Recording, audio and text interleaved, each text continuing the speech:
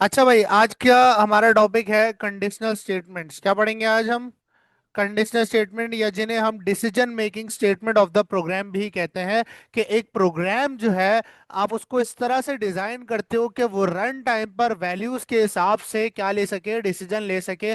अपनी सोच को, यानी अपने जो फैसला है उसे बदल सके, अपनी स्टेटमेंट को बदल सके। इसे हम कहते हैं कंडीशनल स्टेटमेंट। और ये सारा काम हम कंडीशनल स्टेटमेंट के थ्रू कर सकते हैं। लेट सपोज अगर मैं कोई वोटिंग सिस्टम क्रिएट कर रहा हूं, तो वहां पर एक कंडीशन होती है, ठीक है। कंडीशनल स्टेटमेंट हमेशा किसी ना किसी कंडीशन के फुलफिल होने पर चलती है। फॉर एग्जांपल, अगर मैं कोई वोटिंग सिस्टम डिजाइन कर रहा हूं, तो मैं चाहूंगा कि जो वोटर है उसकी अगर एज 18 या 18 से अबव है तो ही वो वोट के लिए एलिजिबल होगा, वरना नहीं होगा। तो यहाँ पर दो बातें, एलिजिबल होगा या नहीं होगा, और एक कंडीशन पर बेस करती है कि वो 18 या 18 से बड़ा होना चाहिए। ठीक है। तो ये आपके पास प्रोग्राम कैसे रन टाइम पे डिसीजन लेगा, ये हम डिसाइड कर सकते हैं यूजिंग द कंडीशनल स्टेटमेंट्स। ठीक है। अच्छा, कंडीशनल स्टेटमेंट्स आपके पास एग्जीक्यूट की जाती हैं एक्सप्रेशंस की बेस पर। किस पर? एक्सप्रेशंस हमने लास्ट क्लास में बनाना सीखे थे। एक्सप्रेशंस हम हर उस पर्टिकुलर स्टेटमेंट को कहते हैं, या उस पर्टिकुलर कंडीशन को हम एक्सप्रेशन कहते हैं, जो रिलेशनल ऑपरेटर से बनाया जाए। किससे बनाया जाए? Relational operator. जैसे equals to, greater than, less than, फिर ग्रेटर देन इक्वल्स टू, फिर लेस देन इक्वल्स टू, और फिर नॉट इक्वल्स टू। ये बात सबको समझ आती है? ठीक है। तो हमारे पास हर वो कंडीशन जो है वो एक्सप्रेशन कहलाती है, जो रिलेशनल ऑपरेटर से बनाई जाए। और ये हमें बदले में क्या प्रोवाइड करते हैं? ऑपरेटर्स, ट्रू या फॉल्स। ठीक है। तो सिंपल सा मतलब है कि आपके पास जो कंडीशनल स्टेटमेंट है वो चलती है बुलियन वैल्यूज के बिहाफ पर। कि कंडीशन का सही हो जाना तो क्या फैसला लेना, कंडीशन का गलत हो जाना तो क्या फैसला लेना। ठीक है। ये बेस करता है कंडीशनल स्टेटमेंट के ऊपर। अब कंडीशनल स्टेटमेंट आपके पास बहुत सारी हैं। ठीक है। अच्छा, लेट सपोज अगर मैं कोई रियल लाइफ में भी कोई इस तरह के सिनेरियो बनाता हूँ कि जिसमें मेरे पास एक कंडीशन होती है और मैं दो फैसले लेना चाहता हूँ। तो मान लेते हैं कि मेरे पास बारिश हो रही है। ठीक है। और मैं खुद के दिमाग में एक कंडीशन बनाता हूँ कि अगर बारिश हो रही होगी तो मैं अम्ब्रेला लेके जाऊंगा बाहर, वरना नहीं लेके जाऊंगा। तो दो डिसीजंस है यहाँ पर, अम्ब्रेला लेके जाऊंगा या नहीं लेके जाऊंगा। और किस पे बेस करता है? बारिश हो रही है या नहीं हो रही है। बारिश होगी तो अम्ब्रेला जाएगा, बारिश नहीं होगी तो अम्ब्रेला नहीं जाएगा। तो डिसीजन बदलने बदलने पर फैसला भी क्या हो रहा है? चेंज हो रहा है। और यहाँ पर मैं जो उर्दू में लफ्ज यूज कर रहा हूँ, अगर बारिश होगी। अगर को हम कहते हैं उर्दू में, सॉरी इंग्लिश में, इफ। क्या कहते हैं? इफ यानी अगर। कि भाई अगर ऐसा हो तो ये कर देना, वरना ये कर देना। तो अगर बड़ा इंपॉर्टेंट होता है प्रोग्राम के अंदर। कि अगर आपको कोई भी कंडीशन लेनी है कि भाई अगर ऐसा हो तो ऐसा कर देना, अगर वैसा हो तो वैसा कर देना, तो उसके लिए हम यूज करते हैं कंडीशनल स्टेटमेंट इफ का। ठीक है। इफ की दो चीजें नीड होती हैं। कितनी चीजें नीड होती हैं? दो चीजें नीड होती है। एक इसके पैरेंथेसिस यानी इसके पैरामीटर्स, और उसके बाद इसका स्कोप होता है। क्या होता है? स्कोप, जो कि इसकी बॉडी होती है। ठीक है। ये आपके पास इसकी बॉडी है और ये इसके पैरेंथेसिस है। अब जब हम कोई कंडीशनल स्टेटमेंट बनाते हैं रियल लाइफ में भी, जैसे मैंने अभी बोला, बारिश होगी या नहीं होगी, तो उसके हिसाब से छाता लेना या नहीं लेना ये बेस करता है।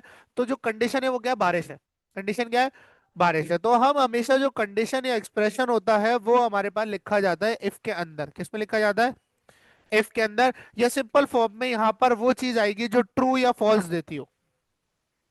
हर वो एक्सप्रेशन यहाँ आ सकता है जो ट्रू या फॉल्स देता हो, वो इफ के पैरेंथेसिस में लिखा जा सकता है। इसके अलावा कोई ऐसी वैल्यू उसमें नहीं आ सकती जिसकी डेटा टाइप स्ट्रिंग हो, इंटीजर हो, नहीं। हमेशा इफ के पैरेंथेसिस में जो कुछ लिखा जाएगा वो बदले में क्या देता हो? ट्रू या फॉल्स देता हो, क्योंकि वो उसी कंडीशन पर डिपेंड कर रहा होगा।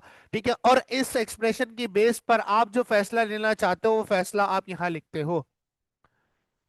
ठीक है। आप बारिश होगी या नहीं होगी यहाँ लिखोगे, और एम्ब्रेला लोगे या नहीं लोगे यहाँ लिखोगे। बात समझ आ रही है? ठीक है। अब अगर यहाँ पर लेट सपोज मैं एक वेरिएबल बनाता हूँ बूल के नाम से, और मैं वेरिएबल का नाम रख देता हूँ बारिश, और उसके अंदर मैंने स्टोर कर दिया ट्रू। क्या स्टोर कर दिया है? ट्रू। तो जब भी बारिश कॉल करूंगा क्या मिलेगा? ट्रू मिलेगा। और इफ हमेशा कहता है कि मैं जब फैसला सुनाऊंगा जब मुझे ट्रू मिलेगा। इफ हमेशा जब फैसला सुनाएगा जब उसे ट्रू मिलेगा। फॉल्स होने पर इफ फैसला नहीं सुनाता। फैसला सुनाने का मतलब है कि अगर इफ के पैरेंथेसिस में जो कुछ लिखा जाए, अगर वो इफ को ट्रू देता है। कौन देता है? ट्रू देता है, तो इफ के करली ब्रैकेट के बीच में जो कुछ लिखोगे वो चल जाएगा। और अगर यहाँ पर इफ के पैरेंथेसिस में फॉल्स वैल्यू आती है, तो इसके अंदर जो कुछ लिखोगे वो नहीं चलेगा कभी भी। नहीं चलेगा। इफ हमेशा कब चलता है, जब वैल्यू क्या हो जाए, यानी एक्सप्रेशन क्या हो जाए, ट्रू हो जाए। ठीक है। अब यहाँ कहता हूँ कि भाई इफ बारिश, क्या लिख दिया, बारिश। बारिश यानी क्या लिखा है हमने, ट्रू लिखा है। क्या लिखा है, ट्रू लिखा है। और यहाँ पर मैं कर देता हूँ कंसोल डॉट राइट लाइन। क्या कर दिया मैंने, कंसोल डॉट राइट लाइन। मैंने कहा यस। क्या लिख दिया मैंने, यस। अब अगर आपके पास बारिश में वैल्यू क्या होगी, ट्रू, तो आपके पास के करली ब्रैकेट में जो कुछ लिखोगे वो चल जाएगा। अगर मैं तुम्हें डायरेक्ट करके दिखाऊं तो यहाँ क्या लिखा हुआ है, ट्रू। भाई इफ में क्या है, ट्रू है तो क्या चलेगा, कंसोल डॉट राइट लाइन का यस चलेगा। ठीक है, वरना नहीं चलेगा। अब इसको थोड़ा सा प्रैक्टिकल करते हैं कि सर हमारे पास किस तरह से हम इसे प्रैक्टिकली देख सकते हैं। न्यू प्रोजेक्ट क्रिएट करेंगे, dot net framework C sharp. ठीक है, और हम लोग इसी नाम से कर लेते हैं।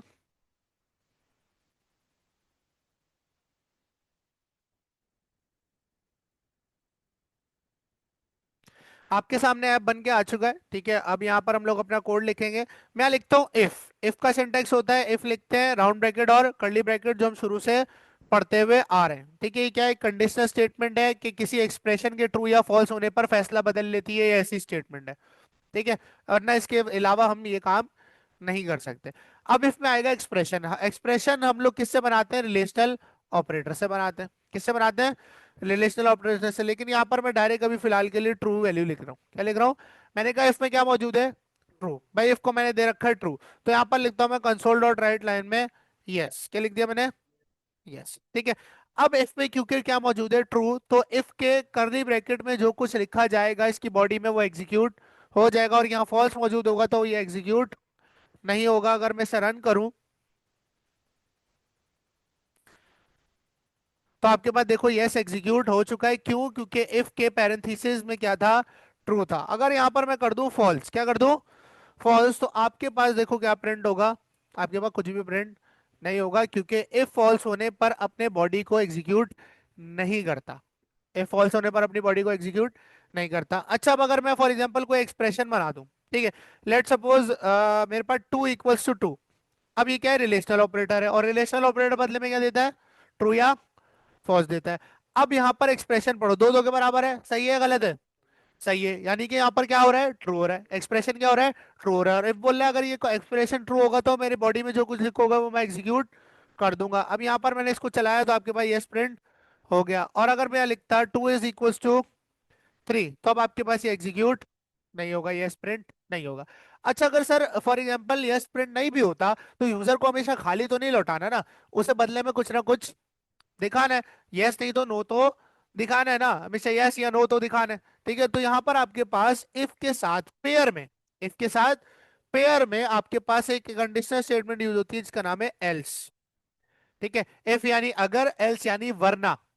ठीक है, अगर, इफ अगर ये बात सच हो, ट्रू हो, जिसके करली राउंड ब्रैकेट में लिखी गई है, तो आप इसको चला देना, इफ की बॉडी को चला देना। किसको चला देना, इफ की बॉडी को चला देना। और अगर इफ के अंदर जो बात लिखी गई है वो फॉल्स हो जाए तो फिर क्या चलता है, एल्स चलता है। एल्स हमेशा इफ की कंडीशन फॉल्स होने पर एग्जीक्यूट होता है, वो कभी भी पहले एग्जीक्यूट नहीं होगा। तो यहाँ पर मैंने कंसोल डॉट राइट लाइन लगाया और यहाँ लिख दिया मैंने नो। क्या लिख दिया, नो। और यहाँ पर मैंने एग्जीक्यूट किया तो आपके पास नो प्रिंट हो गया, क्योंकि इफ के अंदर लिखी हुई कंडीशन क्या थी, फॉल्स। तो इफ की कभी भी बॉडी एग्जीक्यूट नहीं होगी, कौन एग्जीक्यूट होगा, एल्स एग्जीक्यूट होगा। क्लियर है।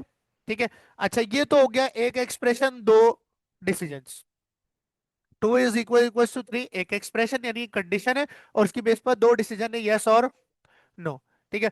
अब फॉर एग्जांपल ऐसा भी तो हो सकता है कि सर हमारे पास मल्टीपल डिसीजन हो, क्या हो, मल्टीपल डिसीजन हो। अच्छा, यहां पर एक काम करते हैं, मैं जो है ना एक नंबर इनपुट लेना चाहता हूं यूजर से, तो क्या लगाऊंगा, या चलो सिंपल करते हैं। यहाँ पर मैंने एक इंटीजर डे नाम का वेरिएबल बनाया और उसमें मैंने रख दिया है 6। क्या रख दिया है, 6 रख दिया। ठीक है। अब 6 रखने के बाद मैं कह रहा हूं कि डे में जो भी नंबर हो उसके हिसाब से उस डे का नाम प्रिंट हो जाए। छठा दिन कौन सा होता है, फ्राइडे। फ्राइडे,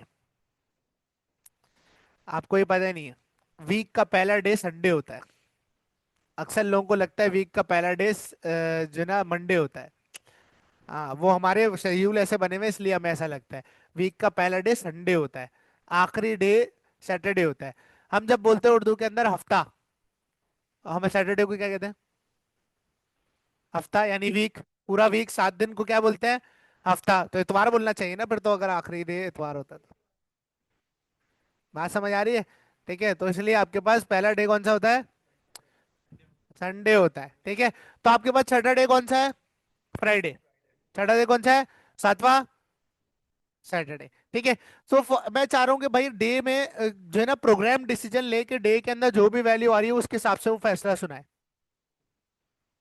क्या लगाएंगे? इफ। क्या लगाएंगे? मैं लूंगा अगर जो डे है वो अगर बराबर हो एक के। किसके बराबर हो?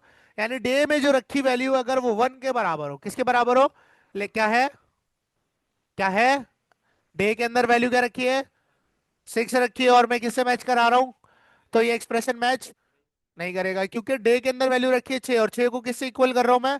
1 से। तो ये क्या होगी? फॉल्स होगी। तो आप क्या प्रिंट कर देना? आप प्रिंट कर देना मंडे, सॉरी संडे। क्या प्रिंट कर देना? संडे, ठीक है। अच्छा, वरना आप प्रिंट कर देना, वरना आप कर देना मंडे, ठीक है। अब यहां पर क्या आएगा? मंडे आएगा, क्योंकि इफ क्या हो जाएगा? फॉल्स। अब देखो, इफ और एल्स का जो पेयर है, ये एक कंडीशन की बेस पर दो डिसीजन लेने के लिए यूज होता है। अब यहां पर हमारे पास मल्टीपल डिसीजन है, कंडीशन डे ही है। कंडीशन क्या है? डे ही है, लेकिन मेरे पास डिसीजन क्या है? मल्टीपल है। 7 डिसीजन होंगे। कितने डिसीजन होंगे? 7। Sunday, Monday, Tuesday, Wednesday, Friday, Saturday, Sunday. बात समझ आ रही? तो 7 डिसीजन होंगे, तो मैं कैसे करूंगा? इफ और एल्स तो मुझे इजाजत नहीं देते। जब आपके पास इस तरह का सिनेरियो बने कि इफ और एल्स से आपके डिसीजन पूरे नहीं हो रहे, तो आपके पास बीच में आ जाता है else if. Else if use किया जाता है जब आप दो से ज्यादा डिसीजन लेना चाहते हो, तो इफ एल्स फिर वहां पर लैग करता है, ठीक है। अब यहां पर आप इफ और एल्स के बीच में मल्टीपल डिसीजन के लिए एल्स इफ लगा सकते हो। क्या लगा सकते हो? एल्स इफ, ठीक है। इसमें भी क्या आएगी? कंडीशन आएगी कि भाई डे किसके बराबर हो? 2 के बराबर हो। किसके बराबर हो?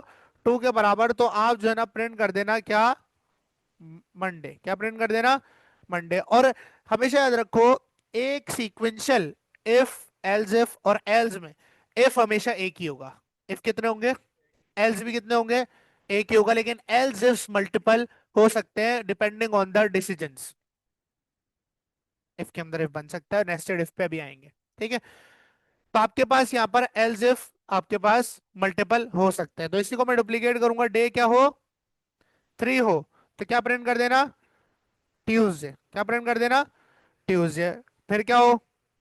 4, 5, 6, 7, ठीक है। डे 3 हो गया, फिर क्या हो जाए? 4। तो क्या प्रिंट कर देना? वेडनेसडे, ठीक है। उसके बाद 5 हो तो थर्सडे, ठीक है। और उसके बाद 6 हो तो फ्राइडे। 6 हो तो फ्राइडे। और अगर 7 हो तो सैटरडे प्रिंट कर देना, ठीक है। और अगर इनमें से कोई भी नंबर नहीं मिलता दो में डे में, यानी कोई अलग ही नंबर मिलता है, 1 से 7 के बीच आपको नंबर नहीं मिलता, और अगर 8 नंबर मिल रहा है, 9 नंबर, तो वो कोई सेंस नहीं बनाता, तो आप एल्स में लिख दोगे इनवैलिड डे। क्या लिख दोगे? ये हमने एरर हैंडलिंग भी कर ली। मैं हमने बता दिया कि आप जो है वो गलत डे नंबर दे रहे हो, ऐसा कोई डे एग्जिस्ट नहीं करता, ठीक है। अगर आपकी मेरी 1 से 7 तक कोई कंडीशन ट्रू नहीं होती, इसका मतलब वो डे क्या दे रहा है? गलत दे रहा है। डे क्या दे रहा है? गलत दे रहा है। अच्छा देखो, अब इफ एल्स चलता कैसे? इफ चेक करेगा क्या डे के अंदर जो वैल्यू पड़ी है वो 1 के बराबर है? क्या है? इस 1 के बराबर नहीं, 6 वैल्यू है। क्या है? 6 वैल्यू है, तो ये नहीं चलेगा। फिर वो दूसरे पे आएगा, वो चेक करेगा डे के अंदर वैल्यू क्या पड़ी है? 2। क्या वो 2 के बराबर है जो डे में वैल्यू पड़ी है? नहीं है, फॉल्स हो गया। फिर इसको चेक करेगा क्या ये भी ट्रू है? नहीं है, ये भी नहीं चलेगा। क्या ये चलेगा? ये चलेगा। ये भी नहीं चलेगा। कौन चलेगा? छठा वाला। कि डे के अंदर जो वैल्यू पड़ी है वो क्या है? 6 हो। तो आपने करना है, ये ट्रू हो गई तो इसका जो कर्ली ब्रैकेट है वो एग्जीक्यूट हो जाएगा, यानी क्या प्रिंट हो जाएगा? फ्राइडे। और बाकी का आगे चेक ही नहीं होता। इफ एल्स के सिनेरियो में बाकी आगे चेक होता ही नहीं है, ठीक है। वो यहीं पर स्टॉप कर जाएगा, ठीक है। अच्छा, अब इसको एग्जीक्यूट करते हैं और देखते हैं कि हमारे पास फ्राइडे आ रहा है। देखो, इसने रन टाइम पर डिसीजन लिया अकॉर्डिंग टू द वैल्यू। ठीक है। अच्छा, अब इसको करते हैं कट। और कट करने के बाद यहाँ पर मैं कर देता हूँ एक डे जिसका नाम है 8। 8 का डे कोई एग्जिस्ट नहीं करता। अब देखो, ये कंडीशन भी ट्रू नहीं होगी, ये कंडीशन भी ट्रू नहीं होगी, ये कंडीशन भी ट्रू, ये भी नहीं होगी, ये भी नहीं होगी, ये भी नहीं होगी, और ये भी नहीं होगी। जब आपके पास इफ और एल्स इफ की तमाम कंडीशन हो जाती हैं फॉल्स, तो एल्स हमेशा लाजमी चलेगा। एल्स हमेशा सारी कंडीशंस फॉल्स होने के बाद चलता है। कि अब कोई सिनेरियो नहीं बचा तो कौन चलता है? एल्स। एल्स किसी कंडीशन का मोहताज नहीं, उसकी बस एक ही कंडीशन है कि इफ और एल्स इफ जितने उसके ऊपर लगे वो जब फॉल्स हो जाएंगे जब भी एल्स चलेगा, वरना नहीं चलेगा। ठीक है। अब यहाँ पर एग्जीक्यूट करते हैं तो हमारे पास क्या आ जाना चाहिए? इनवैलिड डे आना चाहिए। कि यूजर को बता दिया आप क्या दे रहे हो, गलत डे दे रहे हो। बात समझ आ रही? ठीक है, ये आपके पास एक एग्जांपल हो गई इफ एल्स इफ और एल्स की। अब इसी की एक एग्जांपल हो सकती है परसेंटेज की। किसकी? परसेंटेज की। अब वो कैसे करेंगे? एक वेरिएबल बना लेंगे। क्या करेंगे? एक वेरिएबल बना लेंगे इंटीजर नाम से, परसेंटेज ले लेंगे उसके अंदर। ठीक है, हम फ्लोट भी ले सकते हैं क्योंकि डेसिमल पॉइंट भी हो सकता है। ठीक है। परसेंटेज मैंने रख दी 90। क्या रख दी? 90। अब देखो, परसेंटेज में होती है रेंज। 90 से 100 के बीच ए प्लस, 80 से 90 के बीच ए। ए प्लस के नीचे ए होता है, फिर B, B C D E और एफ तक जाता है, यानी फेल। ठीक है। तो हम कैसे चेक करेंगे? रेंज कैसे बनाऊंगा? अच्छा देखो, मैंने बोला अगर परसेंटेज जो है वो ग्रेटर हो किससे? 90 से। किससे ग्रेटर हो? 90 से। तो आप प्रिंट कर देना ए प्लस ग्रेड। क्या प्रिंट कर देना? ए प्लस ग्रेड। तो आपके पास क्या आ जाएगा अभी? कुछ भी नहीं आएगा ना, क्योंकि ग्रेटर नहीं है। 90 है, 90 90 के बराबर होता है, 90 से ग्रेटर नहीं होता। अच्छा, यहाँ कर देता हूँ मैं 99। क्या कर दिया मैंने? अब परसेंटेज 90 से ऊपर है तो क्या प्रिंट हो जाएगा? ए प्लस प्रिंट हो गया। हो गया। ठीक है। अच्छा, लेट सपोज मैं कर देता हूँ 110। क्या कर दिया? अब क्या होगा? 110 बड़ा होता है 90 से, तो अभी भी क्या आएगा? ये तो खराब मामला हो गया ना। तो खराब मामला हो गया। 100 से ऊपर कैसे गया? 100 से ऊपर नहीं जाना चाहिए। तो अब यहाँ पर आपको बनानी पड़ेगी रेंज, और आपको मल्टीपल कंडीशन देनी होगी कि परसेंटेज 90 और 90 से अबव हो सकती है, लेकिन 100 और 100 से छोटी रहेगी। 90 से अबव तो बता दिया, लेकिन 100 से छोटा होगा ये नहीं बताया। अच्छा, इक्वल्स भी लगाओगे क्योंकि 90 भी ए प्लस में शामिल होगा। ठीक है। अच्छा, यहाँ पर आपने लगाया परसेंटेज। क्या लगाया? भाई परसेंटेज जो है वो क्या होनी चाहिए? लेस देन होनी चाहिए, इक्वल्स होनी चाहिए किसके? 100 के। एक तो परसेंटेज जो है आपके पास 90 और 90 से बड़ी होनी चाहिए, और छोटी होनी चाहिए किससे? 100 से। अब ये दो एक्सप्रेशन है, मैंने आपको बताया था दो एक्सप्रेशन दो बुलियन वैल्यूज क्रिएट करते हैं, और इनको सॉल्व करने के लिए कौन सा ऑपरेटर्स हैं? लॉजिकल ऑपरेटर्स, एंड और। अब अगर अब मुझे एक बात बताओ, मैं चाहता हूं दोनों कंडीशन ट्रू हो या कोई एक भी हो जाए तो काम हो जाए? दोनों ट्रू होनी चाहिए ना, तो कौन लगेगा बीच में? लॉजिकल एंड लगेगा कि वो फैसला सुनाएगा दोनों ट्रू होंगे तो काम होगा। अब आपने रेंज बता दी कि 90 और 100 के बीच। अब 110 लगाया तो कुछ भी प्रिंट नहीं होगा, देखना। बात समझ आ रही है? ठीक है। अब देखो, जैसे ही मैं 100 पे आऊंगा, क्या मैंने कर दिया? 100। क्या कर दिया? 100। अब आपके पास प्रिंट हो जाएगा क्या? ए प्लस। इस तरह से हम रेंजेस भी बना सकते हैं यूजिंग द लॉजिकल ऑपरेटर। अब आपको यूज समझ आ रहा होगा लॉजिकल ऑपरेटर का। बात समझ आ रही? अब यहाँ पर मल्टीपल बनानी है तो एल्स लगेगा क्या, या एल्स इफ लगेगा? एल्स इफ लगेगा। परसेंटेज क्या हो? ग्रेटर देन इक्वल्स हो किसके? 80 के। और छोटी किससे हो? Percentage is less than 90। क्या यहाँ इक्वल्स लगेगा? लेस देन इक्वल्स तो नहीं लगेगा 90। 90 को तो हमने ए प्लस में दे दिया ना, तो हमेशा 89 तक रहेगी ए की वैल्यू। कहाँ तक रहेगी? क्योंकि 90 किस में शामिल है? ए प्लस में शामिल है। किस में शामिल है? ए प्लस में। ठीक है। तो यहाँ कंसोल डॉट राइट लाइन किया हमने, और यहाँ पर प्रिंट कर दिया हमने ए। इसी को मैंने किया डुप्लीकेट, और यहाँ पर अब परसेंटेज क्या हो गई? 70 और 80 के लेस। ठीक है। और यहाँ क्या आ गया? बी आ गया। ग्रेड क्या आ गया? बी आ गया। इसी को डुप्लीकेट किया, अब 60 और 70, और ग्रेड क्या आ जाएगा? सी आ जाएगा। इसी को डुप्लीकेट किया, अब यहाँ कर देते हैं 45 और 60। 45 और 60 के बीच आपके पास होगा डी ग्रेड। क्या होगा? D grade. और इससे छोटा क्या होगा? एफ होगा। ठीक है। तो यहाँ एल्स में क्या प्रिंट करा दूंगा? क्या प्रिंट करा दूंगा? फेल। कि सब कोई भी ग्रेड नहीं मिला तो वो क्या होगा? ऑब्वियस सी बात है, फेल होगा। लेकिन यहाँ एक गलती है, अभी चेक करते हैं। अभी क्या आ रहा है? ए प्लस आ रहा है। ठीक है, अब यहाँ पर मैं करता हूँ उसे 46, तो आपके पास क्या आएगा? डी आएगा। क्या आएगा? डी आएगा ना? क्या आ गया? डी आ गया। ठीक है। अच्छा, अब फॉर एग्जाम्पल मैं कर देता हूँ 110। क्या कर दिया? अब क्या आएगा? अब फेल आएगा। 110 वाला कैसे फेल हो गया सर? 110 वाला फेल नहीं होना चाहिए था। अब यहाँ देखो, आपने रेंजेस डिफाइन किए हैं 45 से लेके 100 के बीच। 100 से अबव जाने पे क्या होगा? और 0 से नीचे आने पे क्या होगा? ठीक है, और आपने रिस्ट्रिक्ट करना है फेल को 0 और 44 के बीच। फेल को कहाँ रिस्ट्रिक्ट करना है? 0 और 44। तो हम एल्स में फेल को नहीं छोड़ सकते, हमें एल्स इफ लगाना पड़ेगा। क्या लगाना पड़ेगा? कि भाई परसेंटेज जो है वो ग्रेटर देन इक्वल अगर 0 के हो, और साथ में परसेंटेज अगर लेस देन हो किसके? 45 के। किसके? 45 के। तो आप फेल प्रिंट कर देना। ठीक है। अदरवाइज अगर इनमें से कोई ग्रेड ना हो, इसका मतलब वो परसेंटेज गलत पुट कर रहा है। परसेंटेज क्या कर रहा है? गलत पुट। तो एरर हैंडलिंग के लिए हमने बोला इनवैलिड परसेंटेज। ये हमारी एरर हैंडलिंग भी हो गई। ठीक है। अब यहाँ देखो 110 दिया है तो आपके पास इनवैलिड परसेंटेज आएगा। ठीक है। अब यहाँ नंबर चेंज करते हैं। बताओ नंबर बताओ। 77 किया तो क्या आएगा आपके पास? बी आएगा। क्या आएगा? बी। तो हमारा हमारा प्रोग्राम क्या हो चुका है अब? एक्यूरेट हो चुका है। ठीक है, कि इसमें कोई गलती की गुंजाइश नहीं बची। हमने रिस्ट्रिक्ट कर दिया हर वैल्यू के ग्रेड को। अगर इसको इनपुट में कन्वर्ट करते हैं। ठीक है।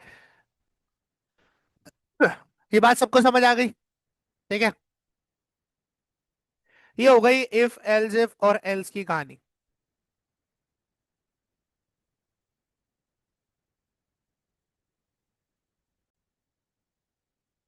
अच्छा भाई, तो फरमाइश आई है किसकी? सुदेश की, कि सर इसको अगर हम इनपुट लेना चाहें बिल्कुल ले सकते हैं। यहाँ पर सबसे पहले कंसोल डॉट राइट लगा देंगे। ठीक है, और उसके अंदर एक मैसेज दे देंगे, enter percentage to get the grade. ठीक है। यहाँ पर आपके पास कर्सर ब्लिंक करेगा। उसके बाद इस 77 की जगह आपको लेना है कंसोल डॉट रीड लाइन। क्या लेना है? Console dot read line. लेकिन मसला ये है कि हम लोग जो इफ के अंदर है वो डेटा टाइप हम जो है ना कंपेयर करवा रहे हैं किससे? नंबर से, इंटीजर से। और कंसोल डॉट रीड लाइन हमेशा आपको डेटा देखो किस फॉर्म में देता है?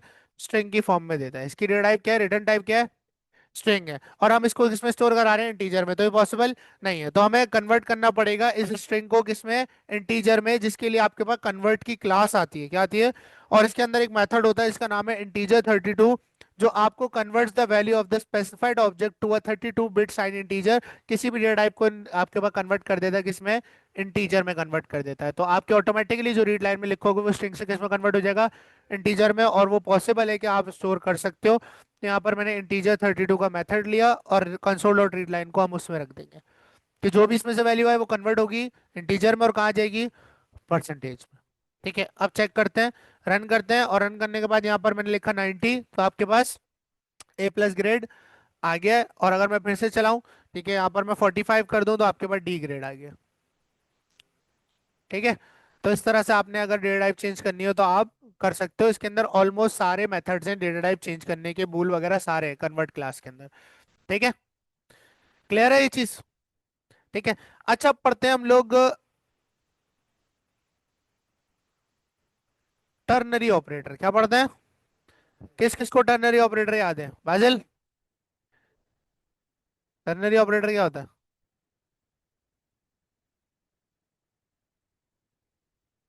ठीक है, टर्नरी ऑपरेटर को लोग मिनी इफ एल्स भी कहते हैं। क्या कहते हैं? Mini if else. के आप जो एक कंडीशन लिख रहे हो इफ एल्स के जरिए, वो आप एक लाइन में भी बड़ी आसानी से लिख सकते हो। इसका सिंटेक्स क्या होता है? सबसे पहले आता है एक्सप्रेशन। क्या आता है? फिर आता है आपके पास क्वेश्चन मार्क, और इस एक्सप्रेशन के ट्रू हो जाने पर जो स्टेटमेंट आप प्रिंट करना चाहते हो, ट्रू स्टेटमेंट। क्या? वो यहाँ जाएगी, और अगर आप फॉल्स बनाने पे जाते हो तो वो कॉलन के बाद आएगी। कहाँ आएगी? कॉलन के बाद आएगी।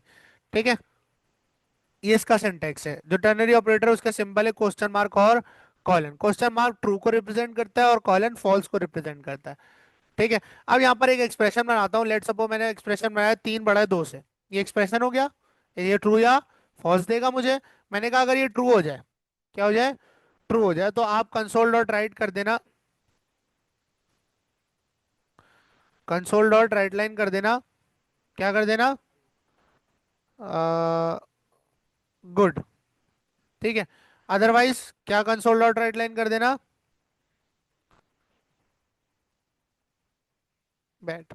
ठीक है, आओ चेक करते हैं क्या हमारे पास काम करता है नहीं करता। Let's see. अच्छा, अब यहाँ आ रहा है आपके पास एरर। ये क्या कह रहा है भाई कि एक only assignment call increment await. अच्छा, इसको देखते रहो।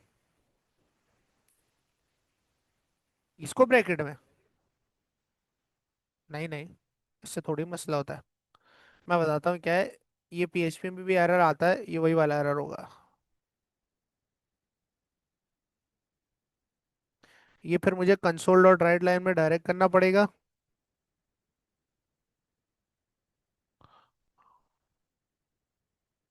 कंसोल डॉट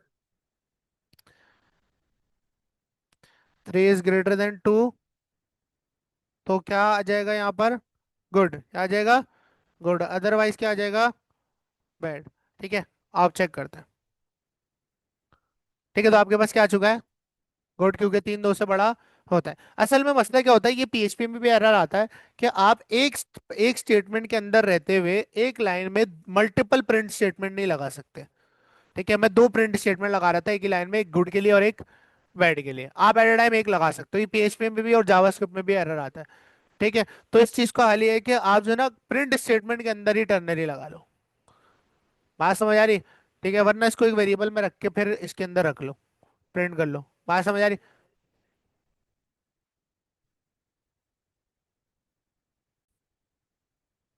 ठीक है, तो ये आपके पास क्या होता है?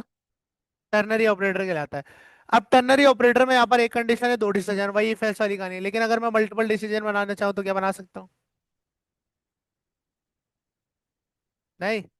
पक्का? देख लो, आओ ट्राई करते हैं। देखो, हमें पता है कि अगर ये कंडीशन ट्रू होगी तो क्वेश्चन मार्क के बाद जो लिखूंगा वो चलेगा। और अगर ये कंडीशन क्या होगी, तो कॉलन के बाद जो लिखूंगा वो चलेगा। कॉलन के बाद मैं मैसेज लिख रहा हूँ, कॉलन के बाद अगर मैसेज लिखने के बजाय मैं एक और एक्सप्रेशन लगा दूं। क्या लगा दूं? कि 5 बढ़ाओ 2 से। किससे बढ़ाओ? 2 से। और इसके ट्रू होने पर मैं प्रिंट कराना चाहता हूँ 5 गुड। क्या प्रिंट कराना चाहता हूँ? और अगर ये भी फॉल्स हो जाए तो 5 बैड। क्या हमें पता रहे कि भाई ये ट्रू फॉल्स किसका आ रहा है? ठीक है। हाँ, कॉलन, हाँ, इसका एल्स भी तो देंगे ना, इसका एल्स पेयर है ना पूरा। ठीक है, देखो मैंने क्या किया, अब इसको कर देते हैं फॉल्स। मैंने लिखा है 1 बढ़ाओ 2 से। अगर 1 बड़ा 2 से हो तो क्या प्रिंट कर देना? गुड। और अगर ना हो तो फिर चेक करना कि 5 2 से बड़ा है, और अगर हो तो क्या प्रिंट कर देना? और ना हो तो अब बताओ क्या आएगा? 5 गुड आना चाहिए। आओ चेक करते हैं क्या आएगा।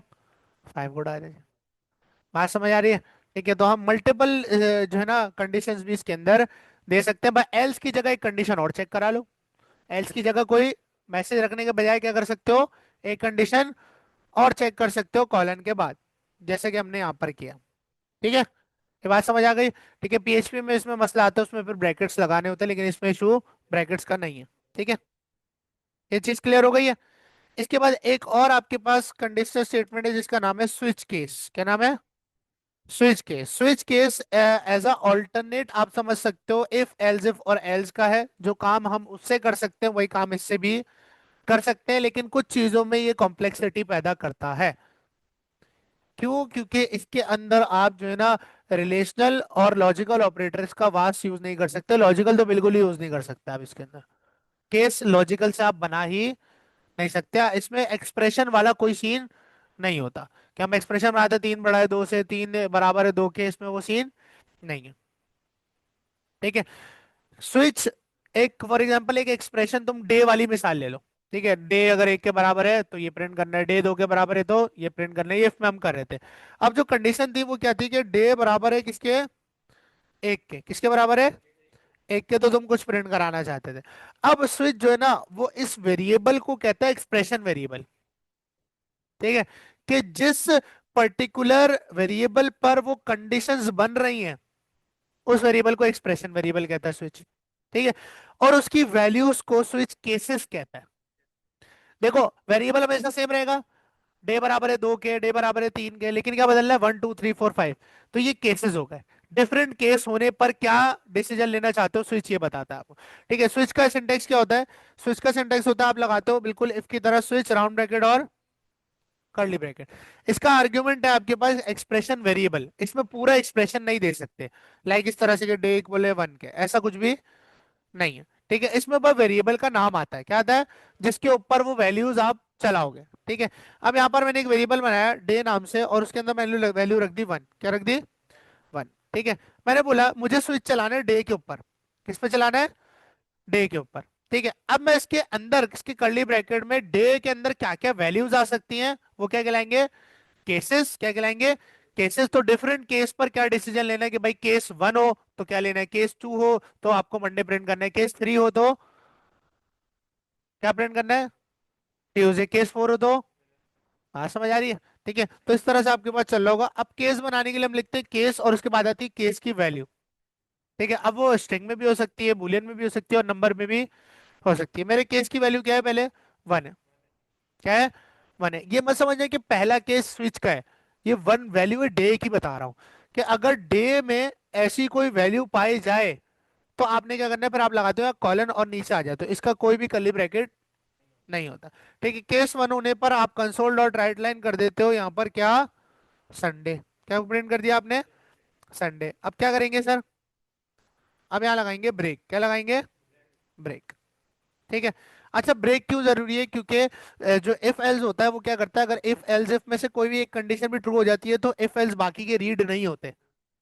ठीक है, जहाँ कंडीशन ट्रू हो गई बाकी के वो पढ़ता ही नहीं है। लेकिन स्विच के केस में अगर कोई केस ट्रू भी हो जाए तो उसके नीचे के जितने केस होते हैं वो उनको भी रीड करता है, तो उसको खत्म करने के लिए हम ब्रेक लगाते हैं कि अगर ट्रू हो जाए केस तो आप वहीं पर रुक जाओ, आपको आगे पढ़ने की जरूरत नहीं। ठीक है, अच्छा ये एक केस हो गया।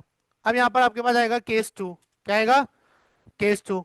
ठीक है, वो उसमें हम क्या प्रिंट करवाएंगे, क्या प्रिंट कराएंगे, मंडे, क्या प्रिंट करवाएंगे, मंडे, और फिर क्या कर देंगे, ब्रेक। ठीक है, इसी को क्या करेंगे हम, डुप्लीकेट कर लेंगे। ठीक है, केस थ्री हो तो क्या प्रिंट करना है, ट्यूसडे प्रिंट करना है सर। ठीक है, केस फोर हो तो वेडनेसडे, केस फाइव हो तो थर्सडे, और केस सिक्स हो तो फ्राइडे प्रिंट कर देंगे सर। ठीक है, और केस सेवन हो तो सैटरडे। ठीक है, अच्छा अब यहां पर चला के देखते हैं हमारा कौन सा केस ट्रू होगा, संडे वाला। कौन सा केस ट्रू होगा, संडे वाला। तो आपके पास क्या प्रिंट हो गया, संडे प्रिंट हो गया। ठीक है, अच्छा अगर मैं एक डे दे दूं यहाँ पर 9,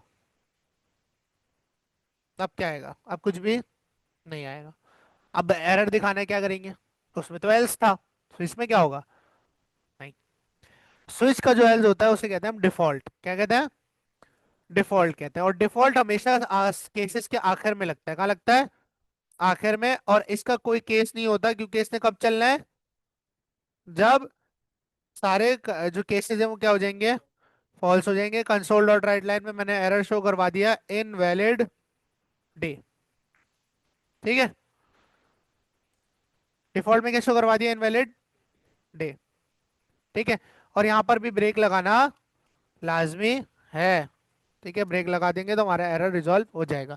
ठीक है, जावास्क्रिप्ट और पीएचपी डिफॉल्ट के ब्रेक का एरर नहीं देते लेकिन सी शार्प देता है। ठीक है, यहाँ पर इसको एग्जीक्यूट करते हैं तो अब आपके पास क्या आ रहा है, इनवैलिड। डिफॉल्ट कब चलेगा, जब तमाम केसेस क्या हो जाएंगे, फॉल्स हो जाएंगे, क्या हो जाएंगे, फॉल्स हो जाएंगे। अच्छा अगर मैं परसेंटेज चेक करना चाहूँ तो कैसे करूंगा, लॉजिकल को तो मैं यूज नहीं कर सकता और डायरेक्ट मैं यहाँ पर कोई कंडीशन भी नहीं बना सकता, एक वैल्यू ही दे सकता हूँ। यहाँ लगेगा दिमाग। क्या लगेगा? दिमाग। देखो, अगर तुम रेंजेस लिखो, 90 से क्या चाहिए? 100, फिर क्या चाहिए? 80 से 89, फिर 70 से 71, फिर सॉरी 80, 79, ठीक है। उसके बाद 60 से 69, और फिर 45 से 69, 59, ठीक है। और उसके बाद बाकी डिफॉल्ट का हमने वो कर देंगे, ठीक है। अच्छा, अब मुझे इसको ना 50 नहीं करते, या इसको 50 करते हैं समझने के लिए, ठीक है, और इसे हम कर देते हैं 99, ठीक है। एक दिमाग लगा रहे हैं, ठीक है। अगर तुम सारी रेंजेस देखो, तो सारी रेंजेस में दोनों नंबर का जो पहला डिजिट है वो सेम है। 90 और 99 में दोनों में शुरू का डिजिट है 99। 80 और 89 में 8। 70 और 79 में 7। 60 और 69 में 6। ऐसा ही है। अगर मैं कैलकुलेटर ओपन करूं, ठीक है, और अगर मैं अपनी परसेंटेज जो है मेरी, जैसे 90 है, ठीक है, अगर मैं उसे डिवाइड करूं 10 से, किससे? तो क्या बनता है? 9 बनता है। अच्छा, अगर मेरे पास 95 है और अगर मैं उसे डिवाइड करूं 10 से, तो क्या बनता है? 9 ही आ रहा है शुरू में। क्या आ रहा है? 9 ही आ रहा है, ठीक है। तो आपके पास हमेशा क्या आएगा? अगर मैं 10 से डिवाइड करूंगा तो वही डिजिट मिल रहा है जो पूरी रेंज में मौजूद है, ठीक है। अगर मैं देखो कैलकुलेटर ओपन करूं, और वैसे ये फ्लोट में काम करेगा नहीं करेगा देखना पड़ेगा, जावास्क्रिप्ट में मैंने किया था, ठीक है। अगर मैं यहाँ पर 74 लूँ और उसे मैं डिवाइड करूँ 10 से, तो आपके पास क्या आ रहा है? 7.4। तो हमेशा जिस रेंज से भी 10 को डिवाइड कर रहा हूँ उसका पहला डिजिट क्या रह रहा है? सेम रह रहा है। अब कुछ ऐसा करना पड़ेगा कि सर हमारे पास ये जो डेसिमल नंबर है ये खत्म हो जाए। कैसे करेंगे? किससे डिवाइड करेंगे?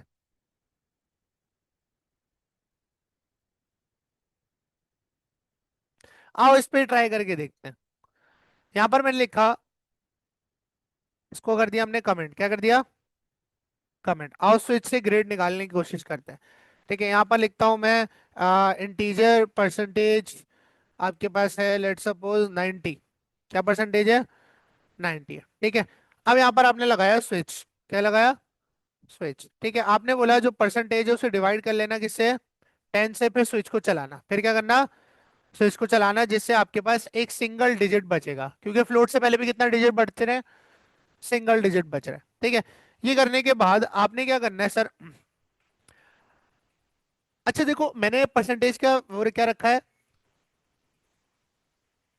रे टाइप इंटीजर रखिए। अच्छा, यहाँ पर देखो, अगर मैं यहाँ पर लगाऊं कंसोल डॉट राइट लाइन और उसमें मैं परसेंटेज को, या एक सेकेंड, अगर मैं 74 को डिवाइड करूं 10 से, तो हमारे कैलकुलेटर में 7.4 आ रहा था। कैलकुलेटर में क्या आ रहा था? इसको भी अभी हम कर देते हैं कमेंट, ठीक है। तो यहाँ पर चेक करते हैं कि आपके पास क्या आता है, बल्कि इंटीजर डे टाइप वाला ही करना पड़ेगा। परसेंटेज को करते हैं, इसको 74 करते हैं, वेरिएबल के साथ करते हैं, ठीक है। और परसेंटेज को क्या कर देते हैं? डिवाइड बाय 10, और उसे प्रिंट करते हैं। क्या आपके पास आउटपुट क्या आता है? आओ चेक करते हैं। आउटपुट क्या आ रहा है? 7। क्यों? क्योंकि इंटीजर डेसिमल पॉइंट वाले नंबर नहीं रखता। इंटीजर डेसिमल पॉइंट वाले नंबर नहीं रखता, तो उसने जो डेसिमल था उसको एक्सक्लूड कर दिया, ठीक है। तो आपके पास रेंज में एक डिजिट बढ़ता है 798। अब देखो, अगर 90 और 99 की रेंज है तो डिजिट 10 के डिवाइड के बाद क्या बचेगा? 9। तो अगर 9 की रेंज है तो क्या ग्रेड दिखाना है? 8 के दो ए, 7 के दो बी। इस तरह से हम ये काम कर रहे होंगे, ठीक है। अब यहाँ पर इसको करते हैं अनकमेंट, और यहाँ पर इसको हटा देते हैं। परसेंटेज को डिवाइड करो 10 से, और केस बनाओ। क्या केस बनाओ? 9 का केस बनाओ। किसका केस बनाओ? 9 का। और कंसोल डॉट राइट लाइन कर दो आप ए प्लस। क्या राइट लाइन कर दो? ए प्लस। और फिर आप क्या कर दो? यहाँ पर ब्रेक कर दो। क्या कर दो? ब्रेक लगा दो, ठीक है। ब्रेक लगाने के बाद जैसे कि हमने डुप्लीकेट, दूसरी परसेंटेज का केस क्या होगा? 8। क्या होगा? 8 होगा, ठीक है। और उसके बाद क्या आ जाएगा? यहाँ पर ए आ जाएगा। फिर अगला केस क्या होगा? 7 होगा। तो आपके पास क्या परसेंटेज का केस आ जाएगा? बी आ जाएगा। उसके बाद 60 की रेंज आ जाएगी, फिर सी आ जाएगा, ठीक है। उसके बाद 50 की रेंज आ जाएगी, 50 में क्या होगा, डी होगा। ठीक है, और डिफॉल्ट अगर मैं लगाऊं तो अभी करते हैं, एरर रिजॉल्व भी इसका करेंगे। ठीक है, कंसोल डॉट राइट लाइन किया और यहाँ कर दिया मैंने फिलहाल के लिए फेल, क्या कर दिया, फेल के। अगर वो सब ना हो तो क्या होगा, फेल होगा, और यहाँ लगा दिया मैंने ब्रेक। ठीक है, अब यहाँ पर चेक करते हैं क्या सही काम कर रहा है। अब देखो 74 के अकॉर्डिंग 70 और 80 के बीच जो चीजें लाई करती हैं वो उसका ग्रेड बनना चाहिए बी, लॉजिकली ये बनना चाहिए। आओ टेस्ट करते हैं, इसको रन किया, क्या बना ग्रेड, बी बन गया, बन गया नहीं बन गया। ठीक है, अब यहाँ पर आया और यहाँ पर आने के बाद मैंने इसको परसेंटेज को कर दिया 98, क्या कर दिया 98। ठीक है, अब यहाँ पर आया और यहाँ के हम लोगों ने इसे रन किया तो क्या आ गया, ए प्लस आ गया। ठीक है, तो यहाँ पर थोड़ा सा मैथमेटिकल कैलकुलेशन किया और कुछ भी नहीं किया, क्योंकि यहाँ पर डायरेक्ट मैं एक्सप्रेशंस क्रिएट नहीं कर सकता लॉजिकल के साथ। बात समझ आ रही है?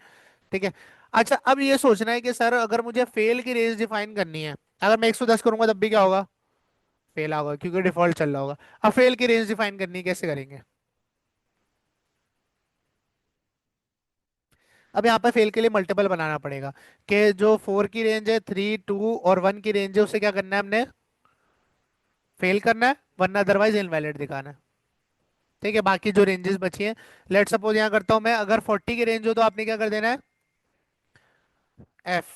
ठीक है, और फिर 3, 2, 1। ठीक है, ये 3 की हो तब भी एफ, 2 की हो तब भी एफ, और 1 की हो तब भी एफ। ठीक है, और अगर जीरो, जीरो भी कर देते ना, जीरो पे भी क्या होगा, एफ, अदरवाइज क्या आएगा, इनवैलिड, क्या आएगा, इनवैलिड। ठीक है, अभी हम लोगों ने परसेंटेज डालते हैं यहाँ पर 110, क्या डालते हैं 110, आओ चेक करते हैं क्या गया, इनवैलिड। सही है, तो ग्रेड हम स्विच से निकाल सकते हैं, लेकिन थोड़ा सा डिफिकल्ट हो जाता है, तो हम ये काम किससे कर रहे होंगे, एफएल से कर रहे होंगे। बात समझ आ रही। तो ये आपके पास कंडीशनल स्टेटमेंट है जिनमें आप किसी कंडीशन या एक्सप्रेशन की बेस पर एक फैसला या डिसीजन ले सकते हो, रन टाइम पे प्रोग्राम खुद लेगा, ये आपने डिजाइन उसको ऐसा कर दिया। ठीक है, ये बात सबको क्लियर हो गई है।